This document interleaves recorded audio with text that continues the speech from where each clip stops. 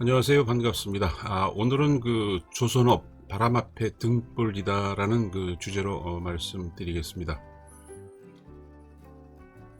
조선업이 수주 절벽 우려에 휩싸이고 있습니다. 코로나19 사태로 조선업이 2016년 수주 절벽 시보다 더한 수주 절벽을 우려하고 있는 실정입니다.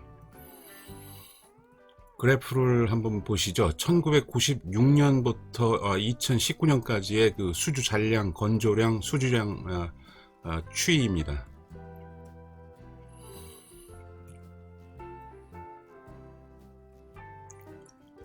2002년까지는 수주 잔량이 2천만 CGT가 되질 않았습니다. 2002년 이후 2003년부터 수주량이 잔량이 2천만 CGT가 넘어가며 수주량 또한 많이 수주를 하게 된 해가 2003년부터입니다. 2004년, 2005년 계속 수주 잔량은 수주량과 비교해서 비례해서 올라가고 있는 것을 표로 보실 수가 있습니다. 2007년에는 급기야 한 6,500만 CGT까지 수주 잔량을 보유하게 됐다가 2008년에 경제 위기가 와서 떨어지게 되었죠. 다시 수주도 급감을 2009년에 하게 됩니다. 건조량은 수주량이 좀 받쳐주니까 계속 올라가고 있는 상태가 2010년까지 되는 것을 보실 수 있습니다. 2012년도 계속 하강을 하다 2013년에 좀 반짝하는 사태를 맞이하게 됩니다. 2015년까지도 계속 떨어지다 급기야 2016년에는 우리가 얘기하는 수주 절벽, 조선의 수주 절벽이 발생을 하는 시기였습니다. 2007년에도 계속 침체를 맞고 있다가 2018년에 약간의 반등을 보이기 시작하며 2019년도에는 평년 수준이라고 할 수 있는 2천만 CGT의 수주 잔량을 보이고 있습니다. 하지만 2006년, 16년까지 보여줘 왔던 상황을 크게는 지금 벗어나지 못하고 있는 상황입니다.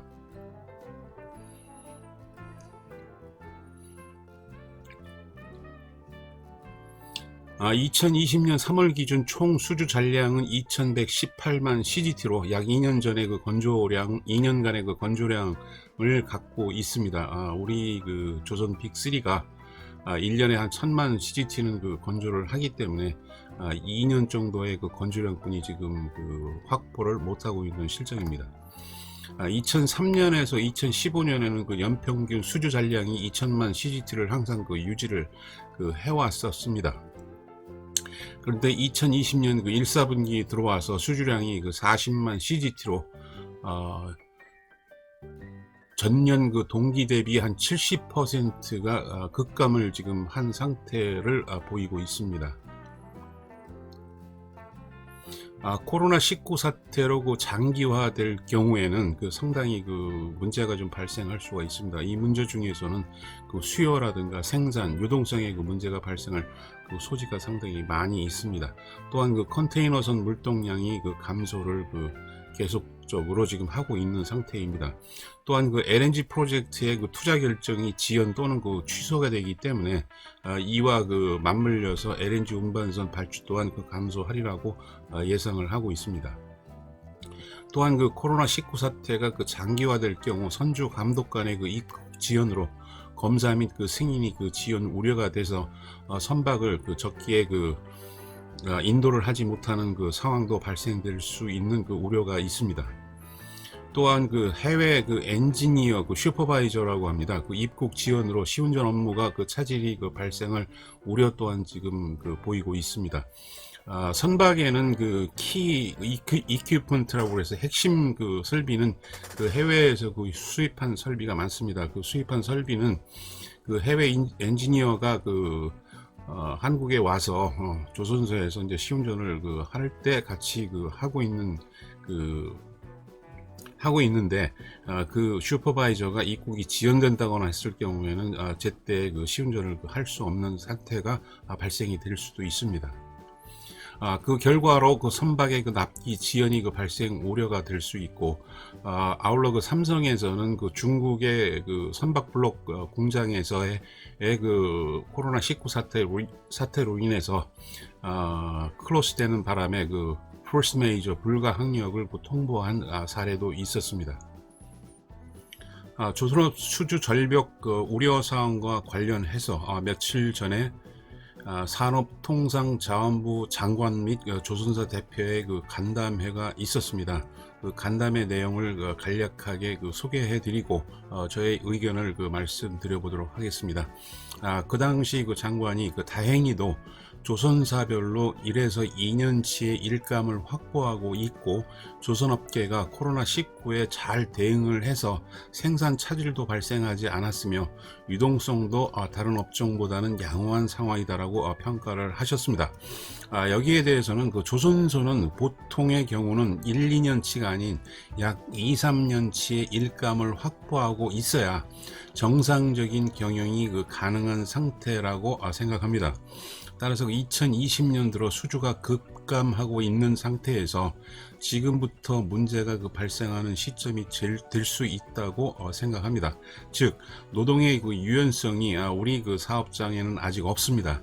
그렇기 때문에 이 선박 수주가 줄어들고 수주 잔량이 계속 줄어든다면은 조선소들은 고정비 압박을 받아 경영에 문제가 생길 수 있는 지극히 안 좋은 상황이라고 말씀드릴 수가 있습니다.